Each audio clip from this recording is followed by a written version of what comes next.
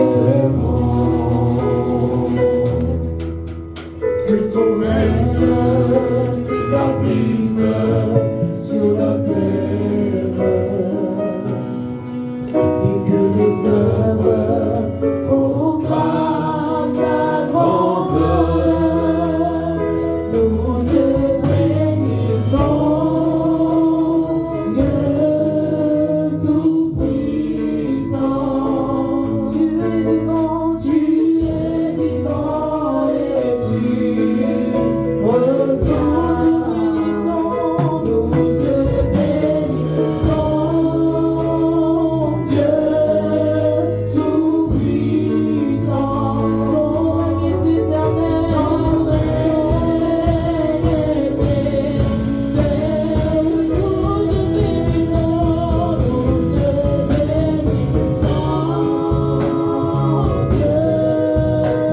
Tout-Puissant.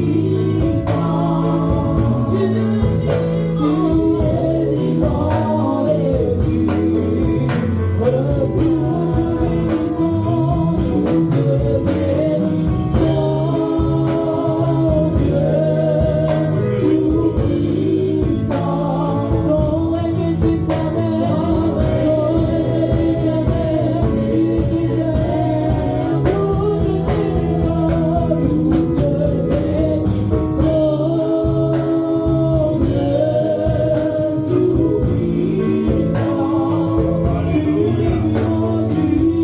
vivant et tu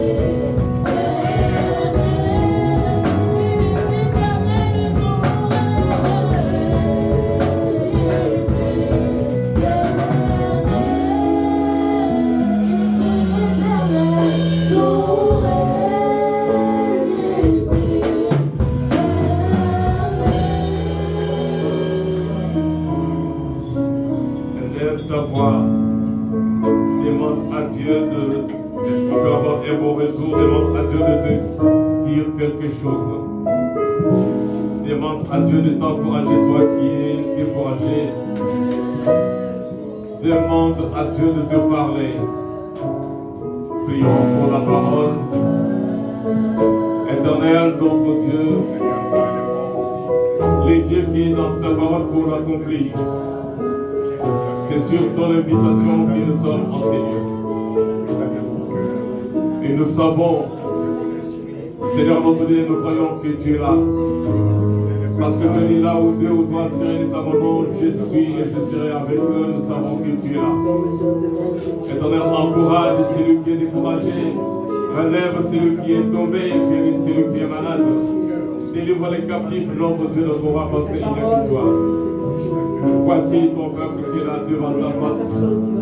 Toi le pain de vie. Fais du bien à l'Église. Sers-toi de ton serviteur que tu vas utiliser pour nous parler. Dans les noms de Jésus. Dans les noms de Jésus, nous disons non à toute présence maléfique, satanique et diabolique. Au nom de Jésus, nous repoussons tout esprit de distraction, esprit de désordre. Nous prenons en captivité tout esprit de sorcellerie, de magie, de vaudou, tout esprit d'envoûtement, nous éloignons de ces lieux, de nos âmes et de nos cœurs, de nos pensées aussi. Au nom de ton Fils Jésus. Circoncis la bouche, les lèvres de ton serviteur, circoncis nos oreilles et nos cœurs, et fais-nous la grâce d'entendre ta parole et de la mettre en pratique pour le salut de nos âmes. C'est au nom de ton Fils Jésus, lui qui a paru pour détruire les œuvres du diable, que nous avons prié et l'Église dit Amen. Amen, Amen, Amen.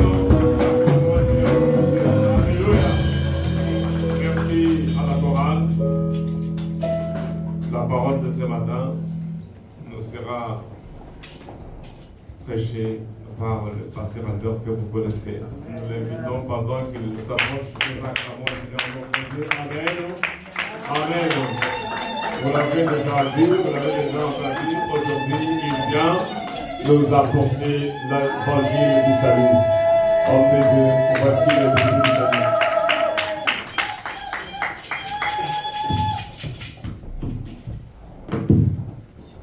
Bonjour l'église. Bonjour. Comment allez-vous ce matin? Bien. Qu'est-ce qui se passe? Vous avez froid? Dieu nous quoi? fait grâce. Amen. Mais pas froid. Non. Vous n'êtes pas belge, vous soyez belge. En Belgique, il y a la neige maintenant. Qu'est-ce que vous voulez faire? Nous bénissons le Seigneur. Amen. Amen. Je suis content de vous retrouver et de partager avec vous la parole du Seigneur. Que Dieu soit béni. Amen. Amen. Je ne sais pas combien de temps j'ai, révérend. Combien de temps j'ai pour la parole? Si j'ai toute la journée, tu veux dire? Oui, que le Saint-Esprit te conduise, je crois que 50 minutes c'est bon. Je ne vous fatiguerai pas, rassurez-vous. Béni soit le Seigneur. Amen. J'ai envie aujourd'hui que nous puissions parler de 3 grands avantages de la prière. Nous prions pour beaucoup de choses, mais il y a 3 avantages qui sont grands, qui sont super. Sans cela, en tout cas, vous n'avez pas encore prié et vous ne pourrez pas prier. En tout cas, vous ne pourrez pas tenir. Mais nous allons le voir en lisant au moyen de 3 témoignages qui sont dans la Bible. Et je lirai donc un passage qui concerne un témoignage. Maintenant, les 3 grands avantages sur la prière, ce sont que la prière permet d'être rempli du Saint-Esprit. Ça, c'est le premier avantage. Le deuxième avantage, c'est que la prière permet de recevoir une révélation du Seigneur Jésus-Christ. Sans la prière, nous pouvons inventer. Dieu nous a conçus à son image. Nous avons la capacité de concevoir. Nous avons la capacité de formuler des idées et de les mettre en pratique. Nous avons la capacité de faire des idées, les rendre concrètes, de les transformer dans notre vie. Nos maisons ont été imaginées et puis après on les a construites. Mais dans la maison du Seigneur, nous avons besoin que la révélation nous soit donnée par le Christ, par son esprit. Sinon, mes amis, c'est le chaos. La prière permet de discerner la parole de Dieu et de bien la comprendre. Ce sont là les 3 grands avantages. Maintenant, où est-ce que ça se trouve dans la Bible? C'est ce que nous allons voir maintenant. Et donc, le premier avantage, qui est que la prière nous permet d'être remplis du Saint-Esprit, il est dans le livre des Actes des Apôtres, chapitre 4, versets 23 à 31. Actes 4, 23, 31, je veux lire. Amen. Pour ceux qui cherchent, j'attends un peu. Actes chapitre 4, versets 23 à 31. Évidemment, il y a des versets que j'ai sautés pour ne pas prendre trop de temps, mais l'essentiel, vous allez le comprendre. Je lis. Quand ils ont été libérés, Pierre et Jean se sont rendus chez leurs frères et sœurs, membres de l'Église. Je connais la parole, donc j'ai adapté dans le français courant ce que ça veut dire en fait. Parce que cette version française, elle est ancienne. 19e siècle, si pas avant encore. Donc quand Pierre et Jean avaient été libérés, ils se sont rendus chez leurs frères et sœurs, membres de l'Église. Et ils leur ont raconté tout ce que les principaux sacrificateurs et les anciens leur ont dit. Après avoir entendu Pierre et Jean, les frères et sœurs ont élevé à Dieu la voix, tous ensemble, en disant, « Seigneur, toi qui as fait le ciel, la terre, la mer et tout ce qui s'y trouve, c'est toi qui as dit par le Saint-Esprit, par la bouche de notre Père, ton serviteur David. Tu as dit, pourquoi ce tumulte parmi les nations? Je recherche mon verset parce qu'en descendant, je l'ai perdu. Pourquoi ce tumulte parmi les nations et ces vaines pensées parmi le peuple? Les rois de la terre se sont soulevés et les princes se sont associés contre le Seigneur et contre son oint. En effet, contre ton saint serviteur Jésus, que tu as oint, Hérode et Ponce Pilate se sont associés dans cette ville avec les nations et avec le peuple d'Israël pour faire tout ce que ta main et ton conseil avaient arrêté d'avance. Et maintenant, Seigneur, vois leurs menaces et donne à tes serviteurs d'annoncer ta parole avec une pleine assurance. En étendant ta main pour qu'il se fasse des guérisons, des miracles et des prodiges par le nom de ton saint serviteur Jésus. Quand ils eurent prié, suivez bien, quand ils ont prié, le lieu où ils étaient assemblés trembla. Ils furent tous remplis du Saint-Esprit et ils annonçaient la parole de Dieu avec assurance. Amen. Amen.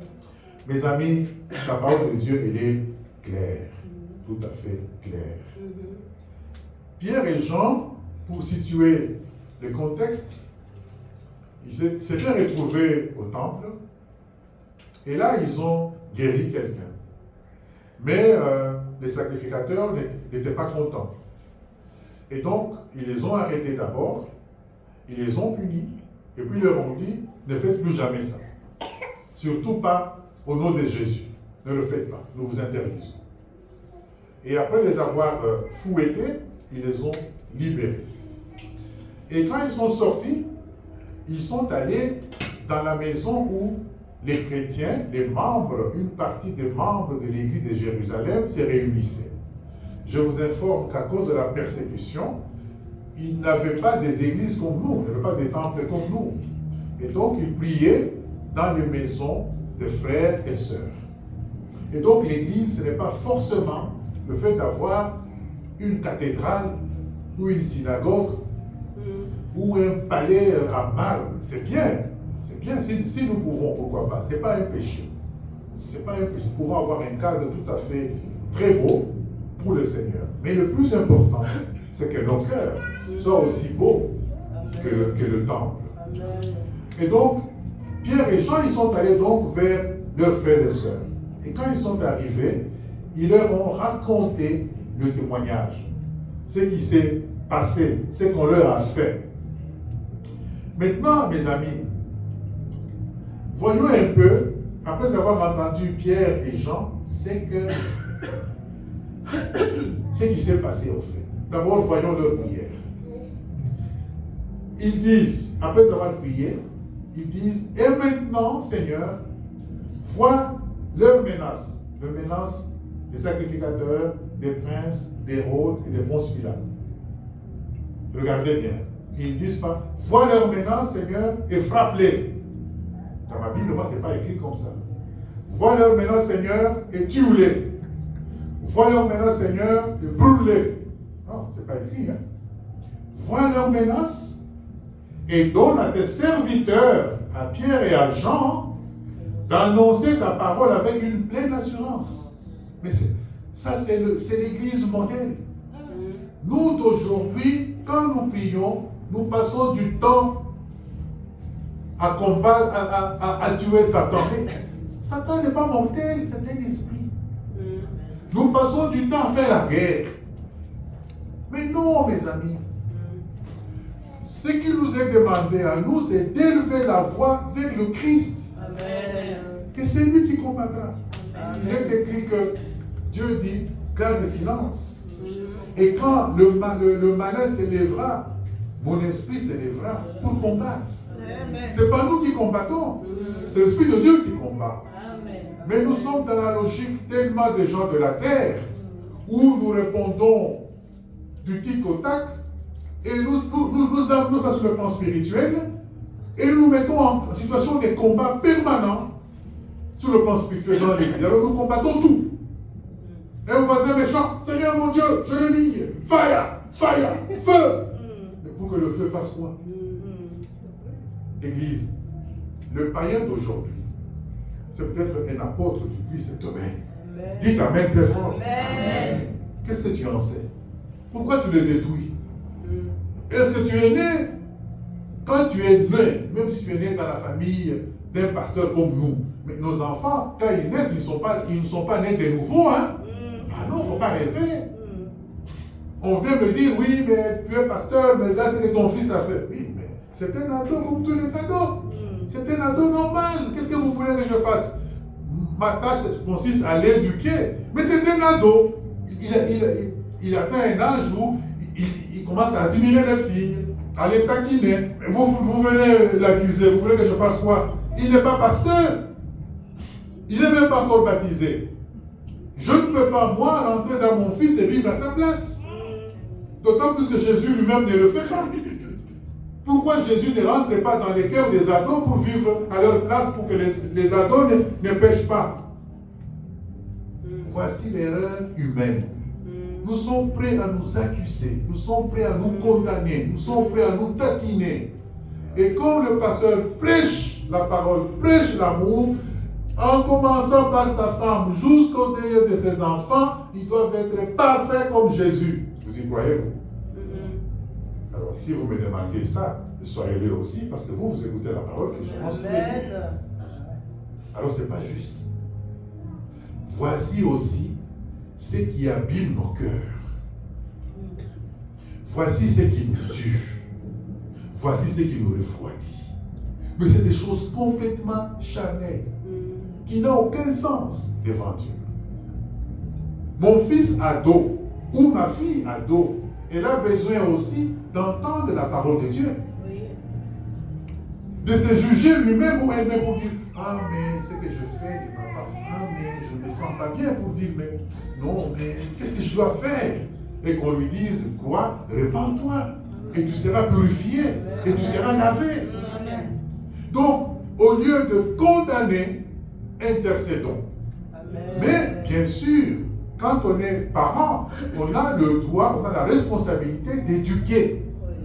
Moi, je peux l'appeler pour dire, pourquoi tu fais ça? Arrête. Moi, je peux le punir, je peux la sanctionner. Mais vous ne devez pas vous attendre qu'il soit parfait, parce que vous n'êtes pas parfait. Pourquoi voulez-vous que mes enfants, parce que moi je suis pasteur, que eux soient parfaits? Ou les enfants de nos frères et sœurs en Christ? Non, c'est injuste. C'est injuste, les amis. Mais regardez donc leur prière. Ils n'ont pas maudit les gens qui les ont frappés. Mais c'est ce que nous faisons, hein? Sur Internet, sur YouTube. Il y a des enseignements.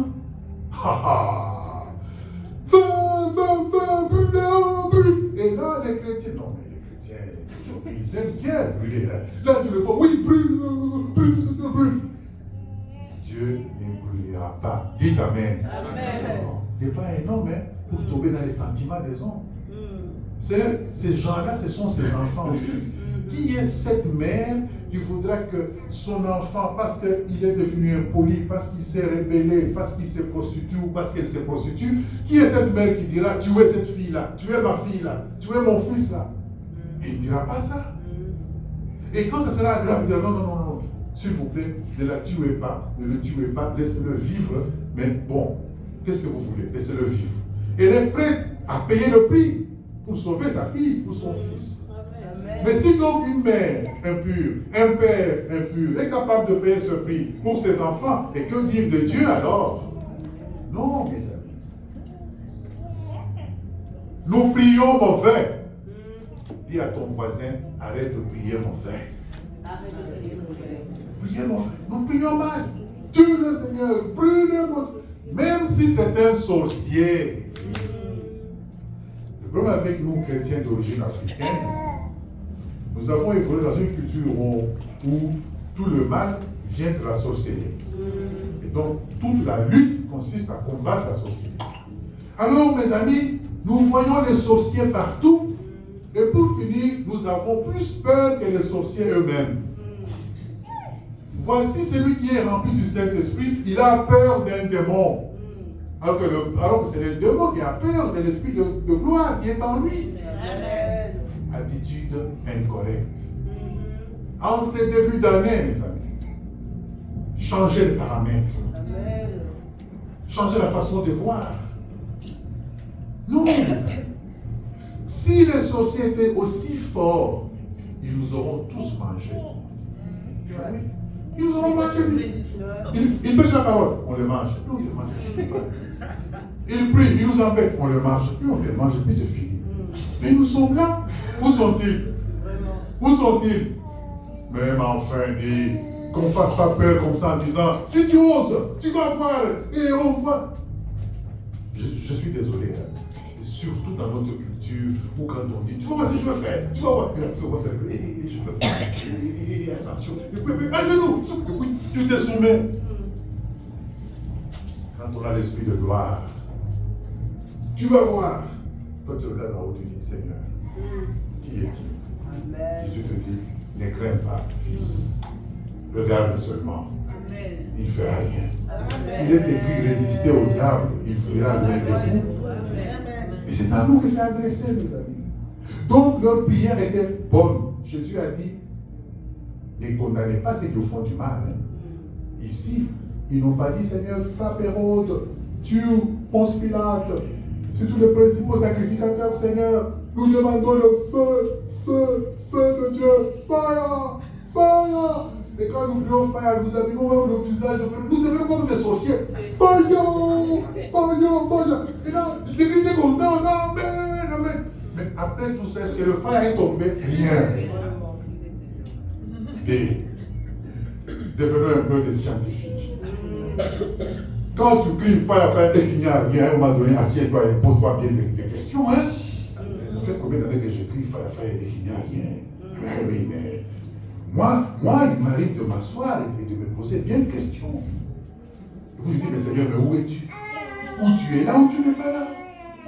Et je retourne dans la prière. Je dis, mais glorifie ton nom. Montre-toi, mes amis. Béni soit le Seigneur. Amen.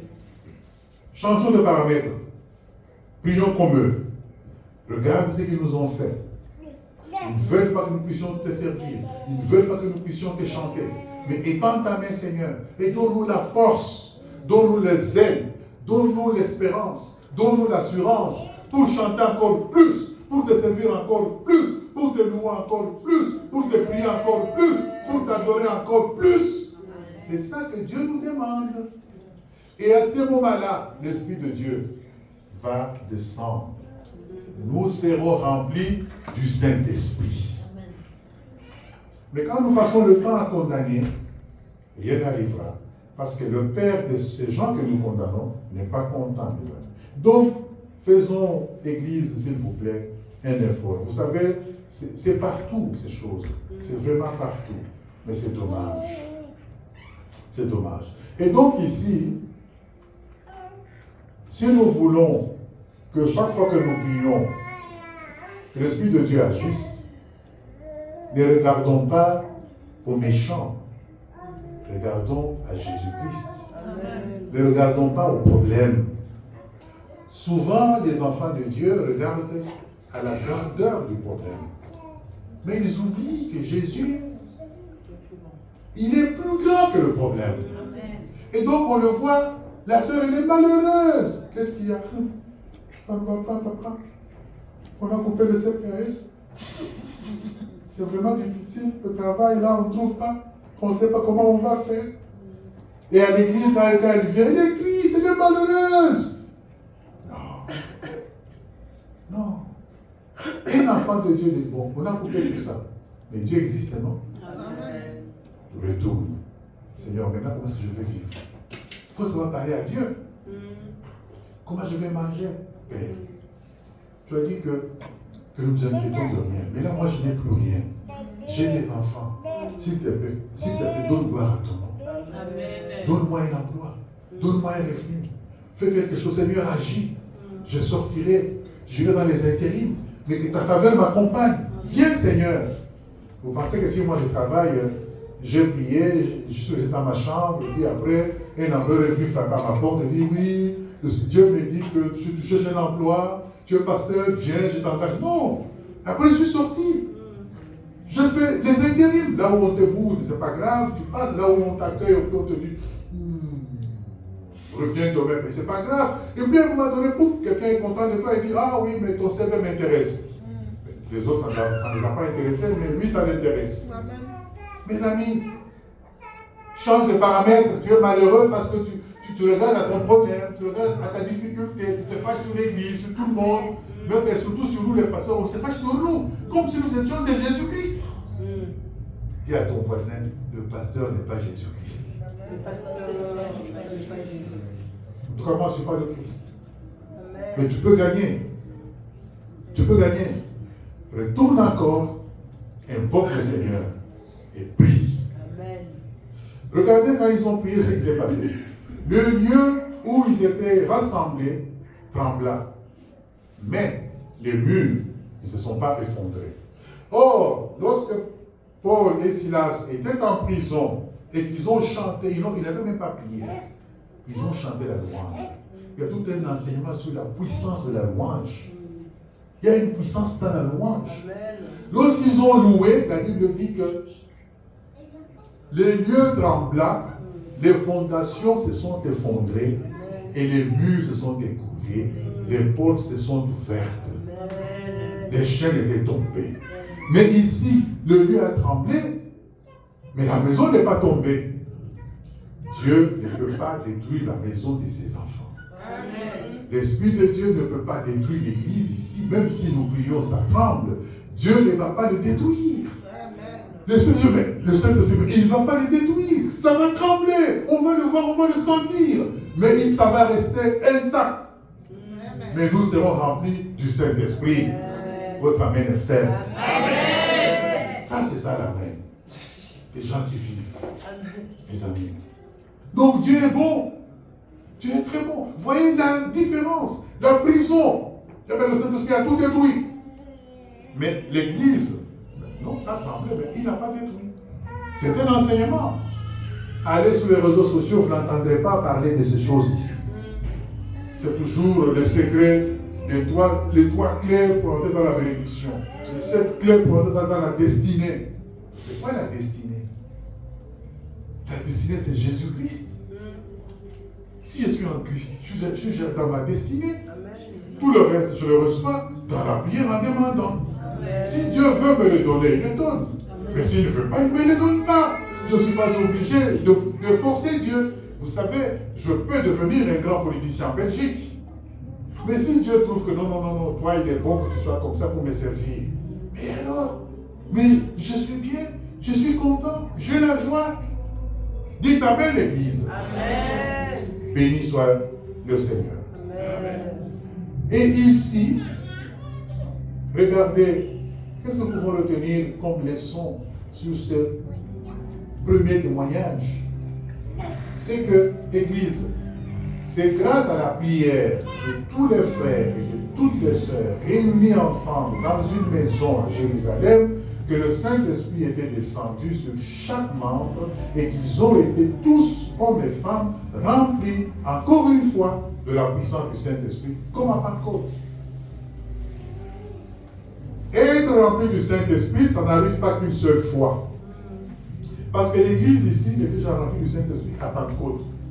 Et voilà que Pierre et Jean, ils sont là, ils ont prié, le Saint-Esprit est descendu, et ils ont été une fois de plus remplis du Saint-Esprit.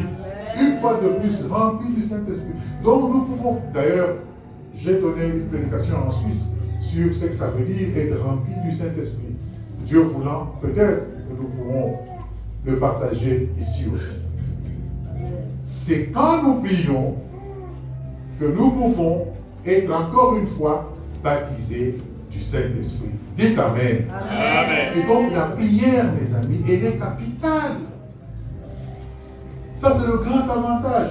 Sachez une chose, c'est qu'il est écrit que celui qui n'a pas l'Esprit du Christ, il ne lui appartient pas. Donc, si depuis que tu es baptisé, tu n'as pas le Saint-Esprit, je suis désolé de te dire, du haut de cette chair, Olinga, comme on dit en lingala, que tu le veuilles ou pas, Si tu n'as pas son esprit, la Bible dit, tu n'appartiens pas à Jésus-Christ. Or, Jésus ne sauve que ceux qui sont à lui, ceux qui lui appartiennent. Donc, tu as la responsabilité de prier de sorte que toi aussi tu sois baptisé du Saint-Esprit. Dites Amen très fort. Ne soyez pas habitués aux prières pour avoir des frites, des jambons, des souliers de marque et des costumes de marque. Des sapeurs dans mon pays. Non, ils perdent leur temps. Si tu épouses un homme, sa vie c'est s'habiller chic. Les amis, entre nous, qu'est-ce qu'ils gagnent? Donc, tout leur argent pour acheter des habits de marque qui coûtent cher. Et après? Et l'avenir? Et quand ils vieilliront? Et leurs enfants? Qu'est-ce qu'ils vont hériter? Il faut réfléchir. C'est pas normal. C'est pas normal. Très sapé, il veut qu'on le regarde, qu'on l'allume. Et après? Peine perdue. Dites Amen. Amen. Peine perdue. N'éduque pas tes enfants comme ça. Dis-leur, habille-toi. Mais pense à l'avenir. Mets de côté. Investis. Et non pas dans. Parce que quand tu passes. Oui, mais si tu es très habillé, alors, ça fait quoi? Le pauvre qui est à côté de toi, il reste pauvre. Le riche qui est à côté de toi, il est toujours riche. Le malade, il reste malade. Mais ça fait quoi? Mes amis, changeons de parole. Donc, Église, si vous priez, vraiment, le Saint-Esprit va agir. Amen. On dit souvent, j'entends dire que oui, c'est seulement les apôtres à cette époque-là. C'est faux. Et faux. Ce sont des gens qui ne prient pas. Ok? Maintenant qui se justifient. Non, bon, c'était limité. Bon, si c'était limité, mais aujourd'hui alors? Aujourd'hui, on fait quoi? Donc aujourd'hui, nous prions. L'Esprit de Dieu n'est plus là, c'est fini, c'est terminé. Non.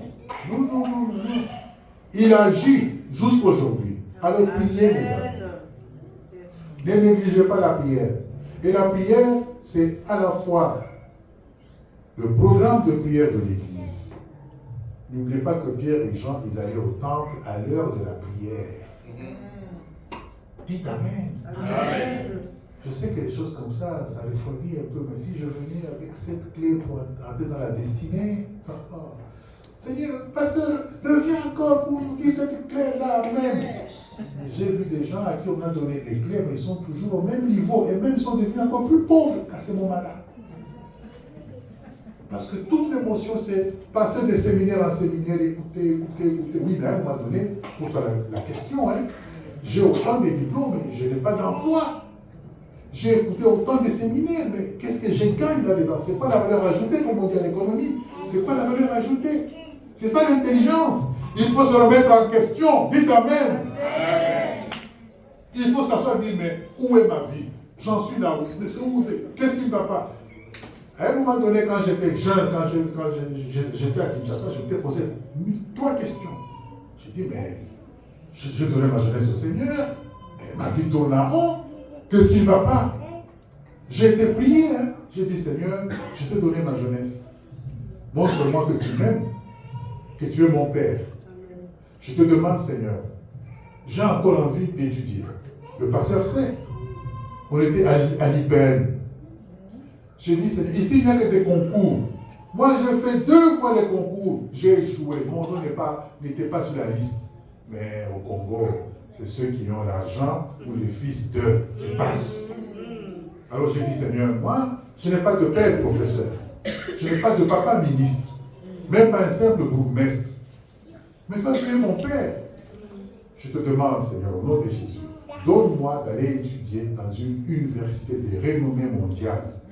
Je saurai par là que moi aussi, tu m'aimes. Je sais que tu m'aimes, mais je veux que tu me donnes ces signes-là. Amen. Mais j'avais quel âge? J'avais moins de 30 ans. J'avais autour de 25 ans. Et puis quand j'ai fini ma prière, je ne suis pas resté. J'ai commencé à faire mes démarches. Je suis allé à l'ambassade du Canada. On m'a humilié par une jeune église. Il me dit, tu vas aller au Canada? Toi aller au Canada. Vous savez, au Congo, on était des maigrichons. Le pasteur, c'est autant de pauvres enseignants. Vous avez dit, toi aller au Canada, toi là. J'avais honte. Oh, j'ai jeûné. Hein.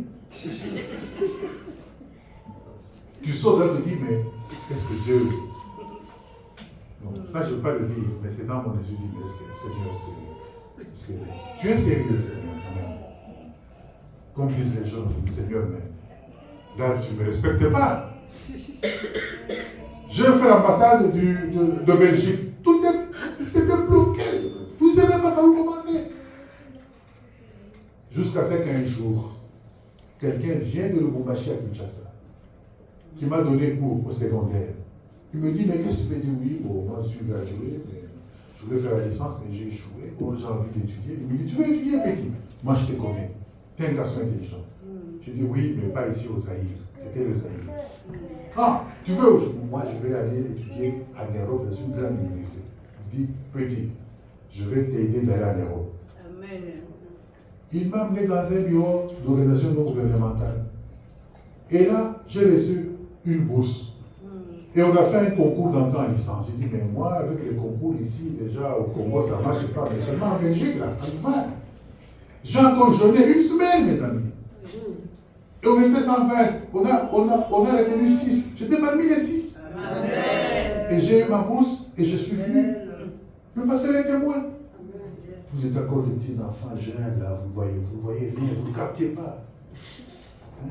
Et il est encore des enfants, c'était des enfants. Donc tout ça, je veux vous dire que la prière, ma soeur, elle est capitale. Amen. Tu te fâches pour rien. Ce que tu dois faire, c'est de prier et prier encore. Amen. La prière ne fatigue pas Dieu. C'est Jésus qui a dit que cette femme veuve a embêté le juge méchant parce qu'elle allait tous les jours chez le juge. Donc Dieu veut que tant que tu n'as pas reçu, va vers lui tous les jours. Amen. Dis Amen très fort. Amen. Et aujourd'hui, je suis en Belgique, je suis même devenu belge. Mais au fond, ça a changé le ciel. Non. Dieu est resté le même. Si je fais la folie en Belgique, le trône de Dieu ne va pas diminuer. Tu m'as demandé, je t'ai béni, mais ici, tu m'humilies, tu me tournes le dos. Mais quand je suis arrivé, seul dans ma chambre, d'étudiant, je me suis mis à genoux pour dire, en hiver, je me suis couché à même le sol. J'ai dit, Seigneur, je suis arrivé ici par la foi. J'y resterai aussi par la foi. Amen. Mais d'autres que ici, que je ne te déçoive pas. Qu'on dise pas, oui, il est arrivé à Poto, voilà ce qu'il a fait.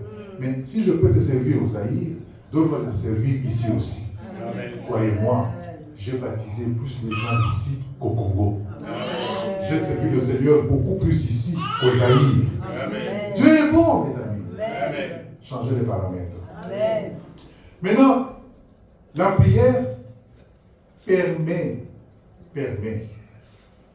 de recevoir la révélation du Seigneur. C'est la première, le premier avantage, c'était que la prière nous permet de te remplir du Saint-Esprit. Le deuxième avantage, c'est que la prière nous permet de recevoir la révélation du Seigneur. C'est dans le témoignage de Corneille. Donc, nous lisons le témoignage de Corneille. Actes chapitre 10, verset 1 à 20. Je vais y aller sans trop attendre. Il y avait à Césarée, vous connaissez bien l'histoire, un homme appelé Corneille. Nous avons pasteur Corneille ici. Centenier dans la cohorte dite italienne. C'est-à-dire qu'il était chef, il était commandant de l'armée italienne. Cet homme était pieux, donc il avait une conduite qui respectait Dieu, qui ne faisait pas de mal. Et il craignait Dieu.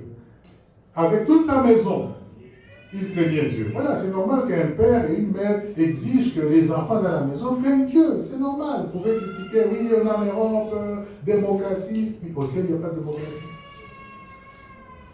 Il faisait beaucoup d'aumônes au peuple. Il était vraiment le peuple, le pauvre. Et il priait Dieu, écoutez bien, il priait Dieu continuellement. Continuellement. Dis à ton voisin, tu as entendu? Continuellement.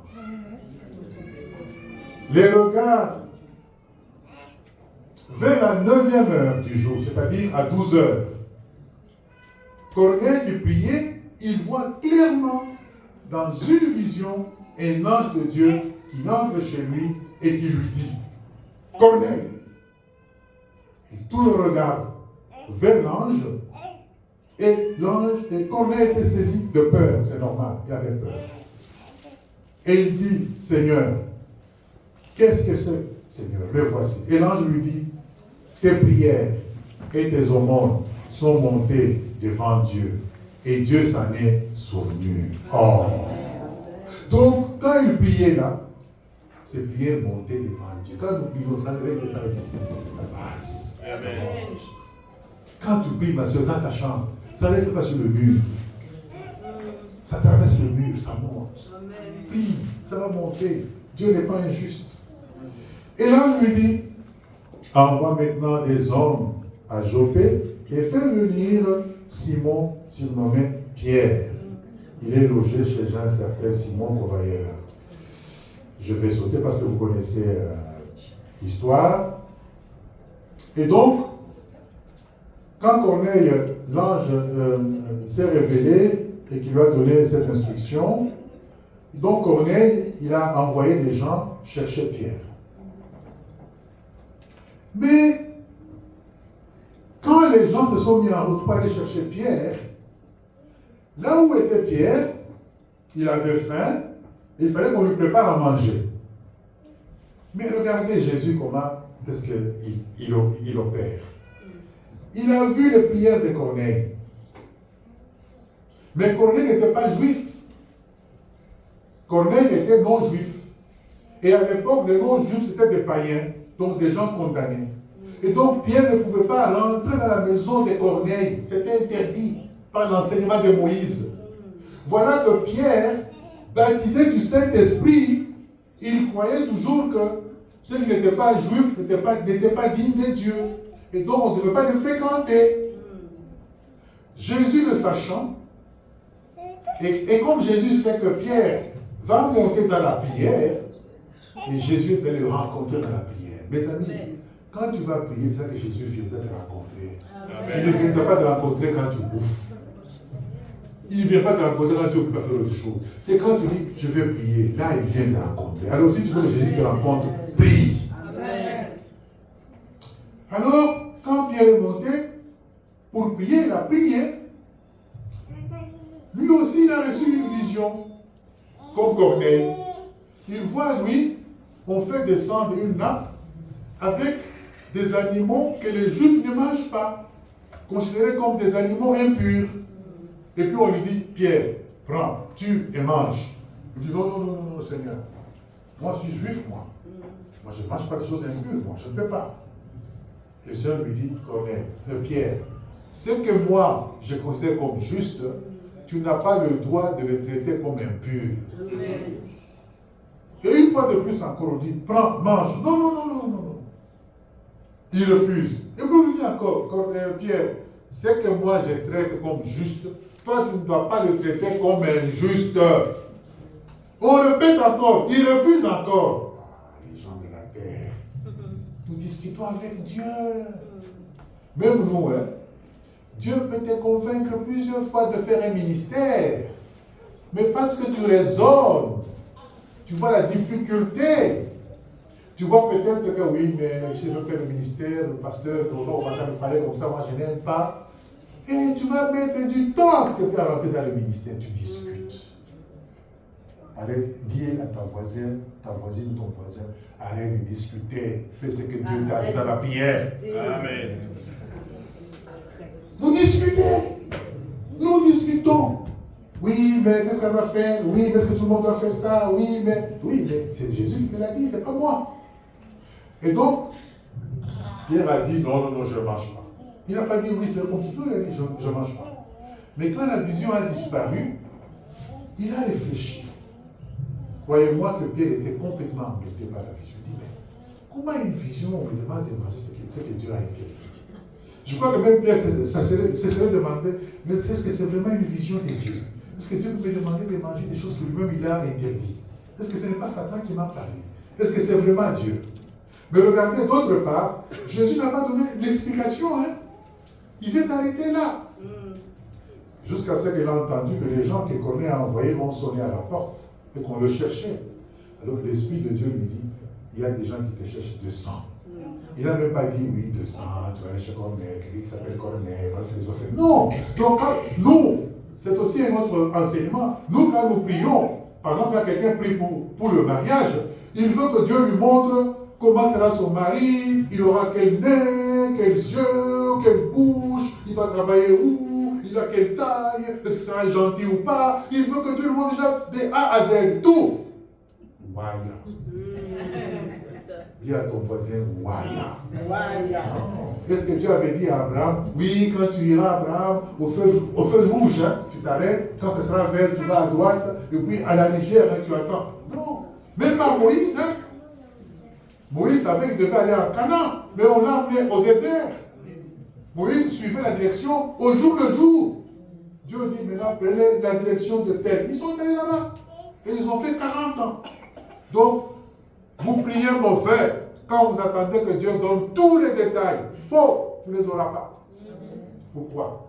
Il peut y avoir dans les détails quelque chose de frustrant. Mais si tu le sais déjà à l'avance, tu vas rejeter ce que Dieu va te donner. Oh, c'est une bénédiction. Si tu vois qu'en entendant tout ça, l'homme va tomber malade, va faire un accident, et tu vois qu'il a fait un accident, on lui a cassé une jambe, mais qu'après on l'a soigné. Non, j'ai vu l'accident, non. Non, tu n'auras pas tous les détails. Lève-toi par la foi et marche. Amen. Arrête de chercher le prophète. Dis-moi, c'est quelle couleur? Dis-moi, Dieu t'a dit, mais Dieu t'a dit quoi? Si tu veux voir, il est écrit de marcher par la foi. Lève-toi par la foi et marche. Amen. Dieu qui voit tout clairement, il voit ta place. Amen. Il te conduira. Dites Amen. Amen. Mais il y aura toujours des obstacles. Même quand c'est Dieu qui l'a annoncé. Ne pense pas que si tu vas rouler dans une voiture Mercedes ou une 4x4 sur une route, non. Tu vas passer par des chemins difficiles. Tu vas connaître la neige. Tu peux aller prêcher quelqu'un. En allant, tu glisses, tu tombes. Tu as mal au dos. Tu vas, tu prêches tout le tour. Tu tombes encore, tu as encore mal. Et Satan te dit, si c'était Dieu, tu n'allais pas tomber. Faux, c'est Dieu. Mais j'ai glissé comme tous les hommes. Dites Amen. Amen. Nous sommes encore dans le naturel. Mais l'Esprit est en nous. Et gloire au Seigneur. Le royaume n'est pas encore installé. Mais quand il va se révéler, nous quitterons ce corps. Alors là, la neige, nous marcherons au-dessus, sans la toucher.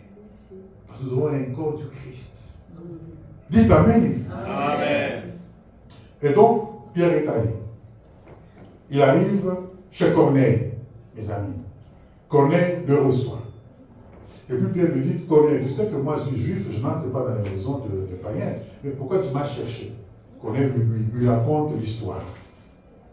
Et regardez ce que Pierre dit. Pierre dit, en vérité, je comprends que quand quelqu'un prie, il craint Dieu et il fait le bien, Dieu le préfère.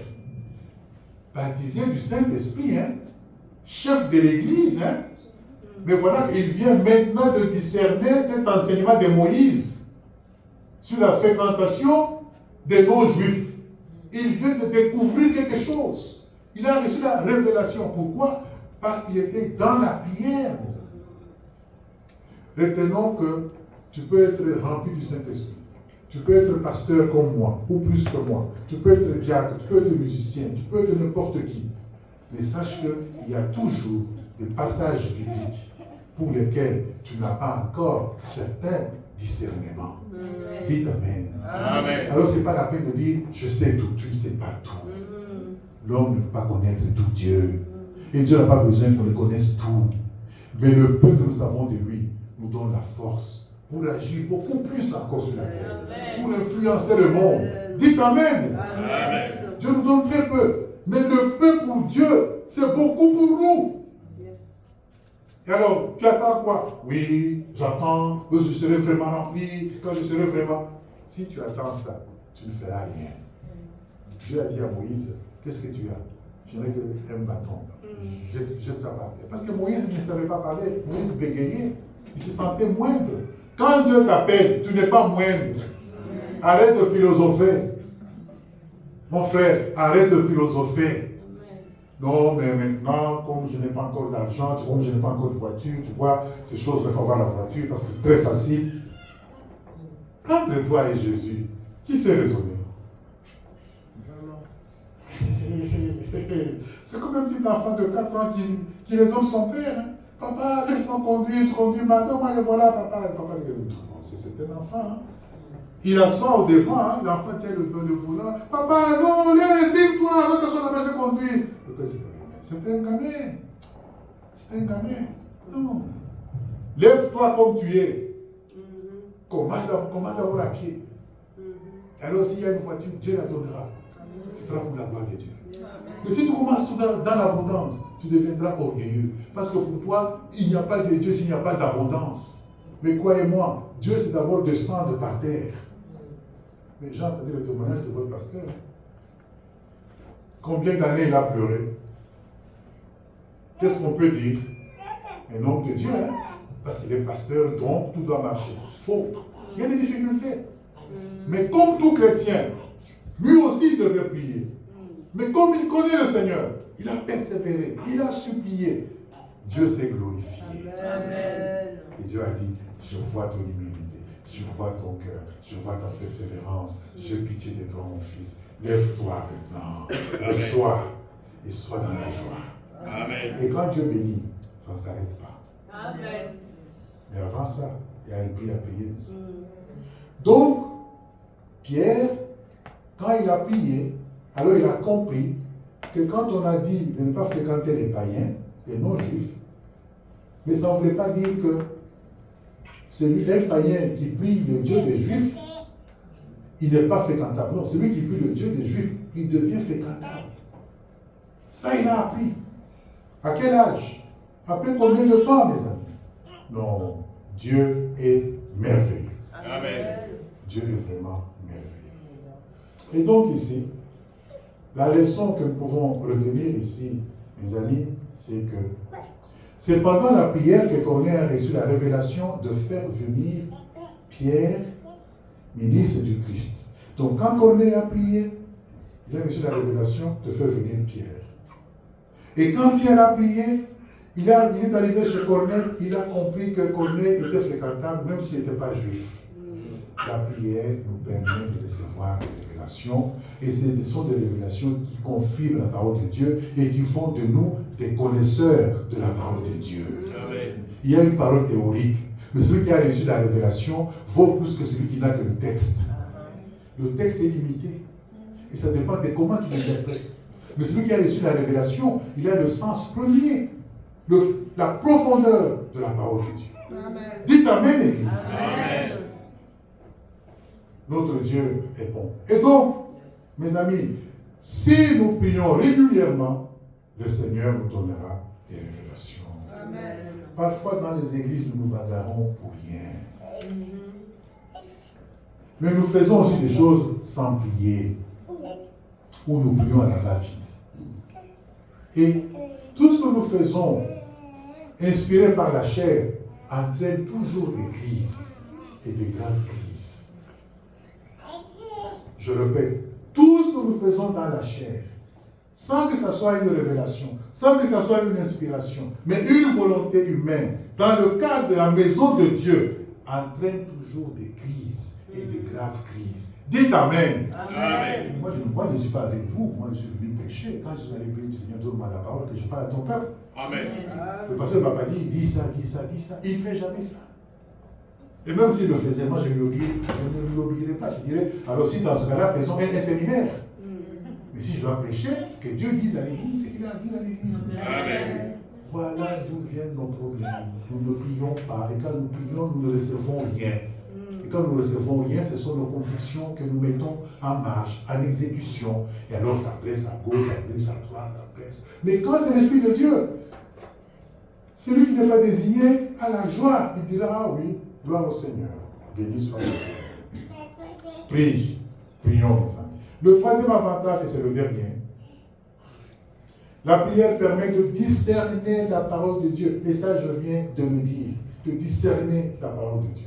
Donc, j'ai déjà dit tout ce que je voulais dire. Dieu est grand. Retenons au peuple de Dieu que c'est très important. Très important. La prière. Maintenant, nous prions à l'église, mais nous prions aussi dans nos maisons. Mais le problème que j'ai constaté avec les enfants de Dieu, c'est que dans leur maison, ça ne prie pas du tout, c'est sec. Les sœurs sont sèches, les hommes sont secs. Ça ne prie pas. Ça regarde la télé, des séries, des émissions préférées. Sur YouTube, c'est seulement les chants. Alléluia, alléluia. Eh, c'est bien, mais tu n'as pas prié. Prier, c'est arrêter tout, s'isoler pour être cœur à cœur avec le Seigneur. Amen. C'est là que Dieu parle. Amen. Dieu n'est pas loin. Prie chez toi et puis viens prier à l'église. Quand tu ne pries pas chez toi, à l'église tu deviens une charge. Parce qu'il faut d'abord que nous puissions prier pour t'enlever le monde. Ce que nous faisons à l'église au début du culte, ce n'est pas comme au milieu du culte. Hein. Ce n'est pas comme à la fin. Hein. Vous n'avez jamais remarqué. Amen. Au début, on est lourd. Hein.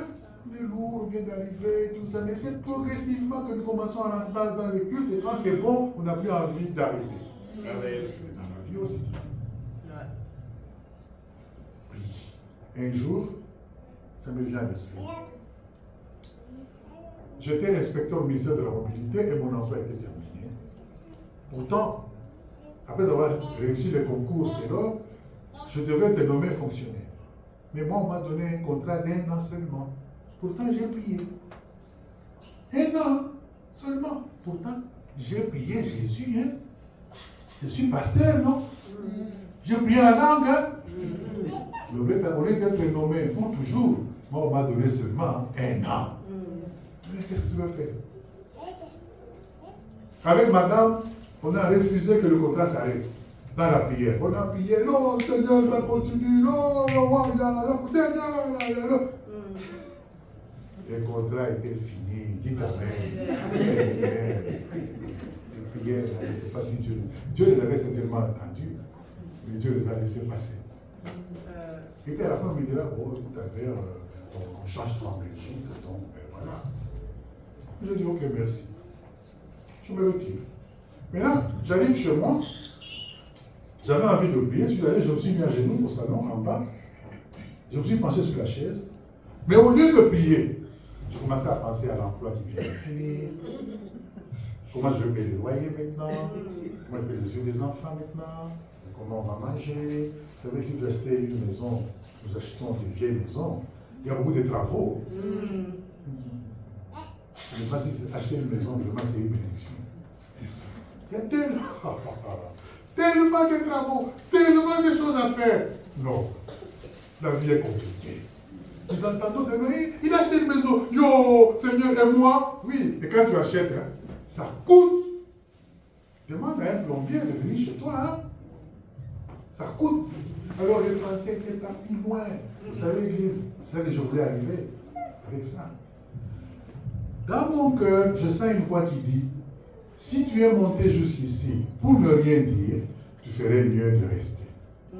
Je vous le dis au nom de Jésus que je prêche. J'ai sursauté. Moi, j'ai sursauté. Et qu'est-ce que j'ai compris? J'ai compris que chaque fois que j'ai dit que je vais prier, Jésus m'attend au ciel. Amen. Il m'accorde son attention. Il veut m'entendre. Même s'il sait tout ce que je veux dire à l'avance, mais il veut que je le dise, que ça sorte de ma bouche. Amen. Comme un papa, il sait que son enfant veut demander un chocolat. Il est content quand l'enfant parle.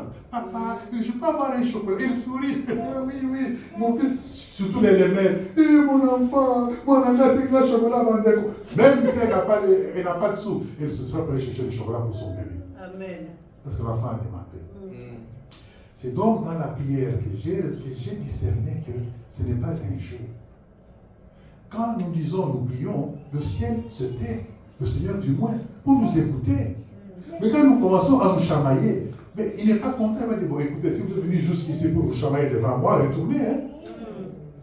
Quand nous nous mettons à prier, notre esprit est élevé dans la présence de Dieu. Amen. Et Dieu attend qu'on lui parle. Amen. Parle. Amen.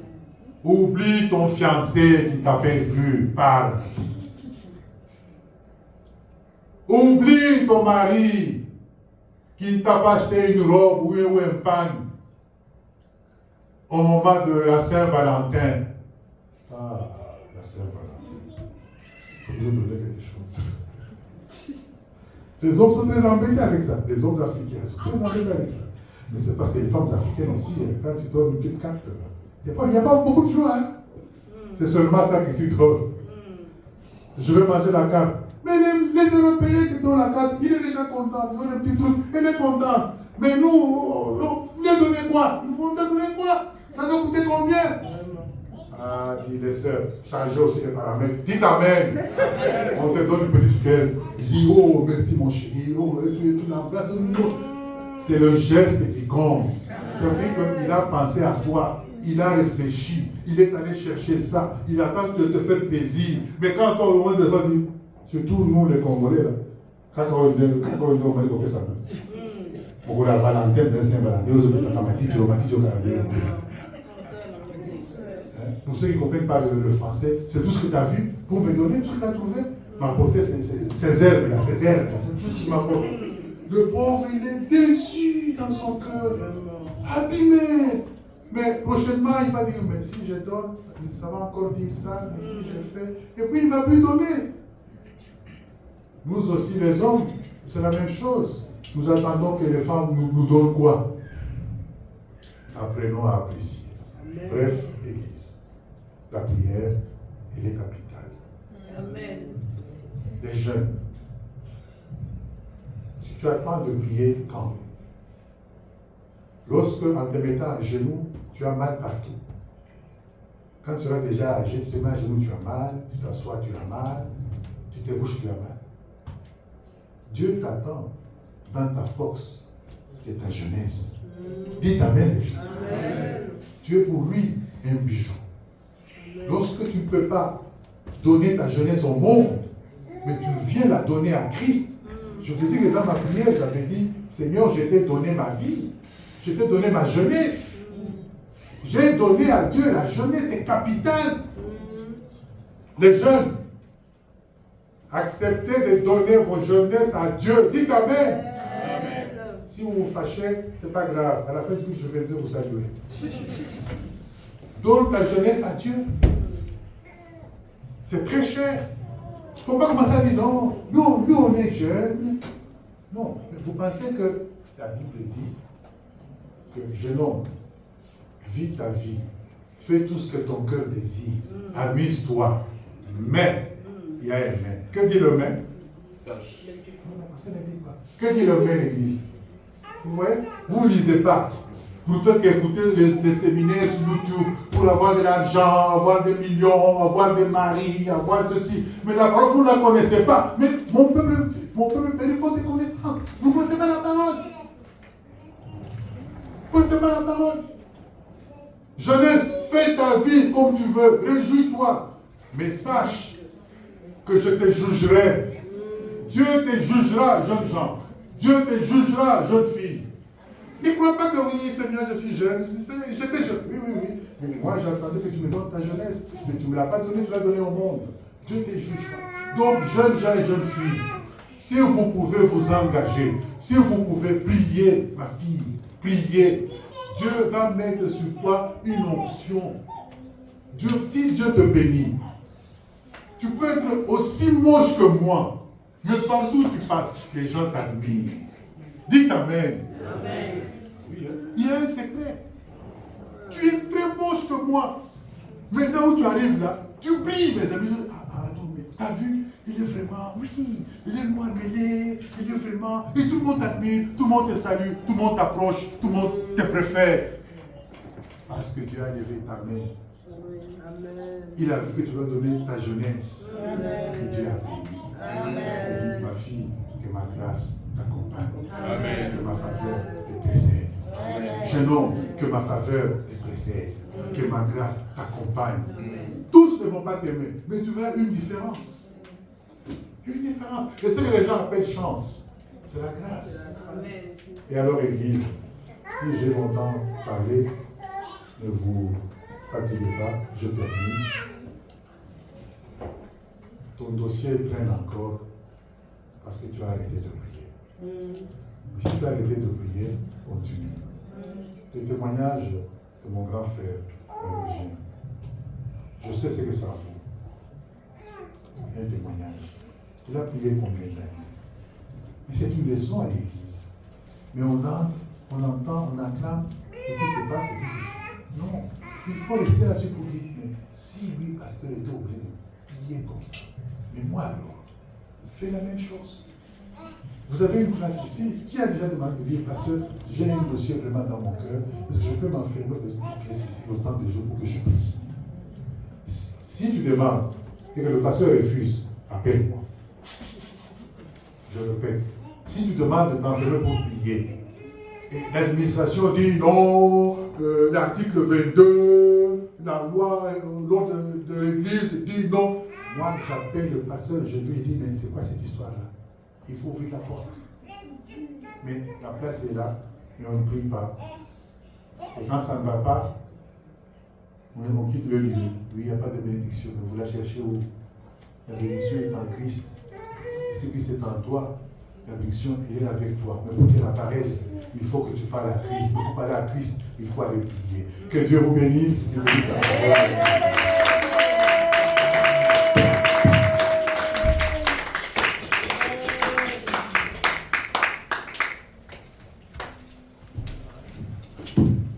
Amen. Je bénis Dieu pour la parole, cette parole sur la prière.